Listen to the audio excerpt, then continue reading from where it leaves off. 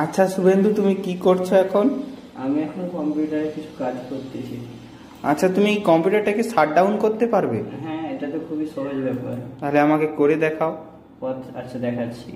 প্রথমে স্টার্ট বাটনে ক্লিক করে তারপর এই মনিটরের যে পাওয়ার বাটন এটাকে অন করতে হবে। করে এখানে শাট ডাউন অপশান আসবে, সেই শাট ডাউন অপশানে ক্লিক করলে কম্পিউটার শাট ডাউন হয়ে যাবে। এছাড়াও আমাদের আরও একটি সহজ উপায় আছে।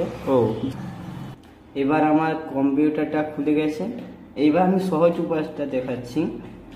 এই যে ALT বলে কিবোর্ড, যে এই স্পেস বাটনের সাইডে বাম পাশে যে ALT বলে বাটনটা আছে, এটাতে ক্লিক করে F4 টিপে দিলেই, ক্লিক করে রেখে F4, তারপর ওকে মেরে দিলেই শাট ডাউন হয়ে যাচ্ছে। বাহ, খুবই ভালো। তো যারা যারা এই ভিডিওটা দেখছো সাবস্ক্রাইব করে আমাদের পাশে থাকবে।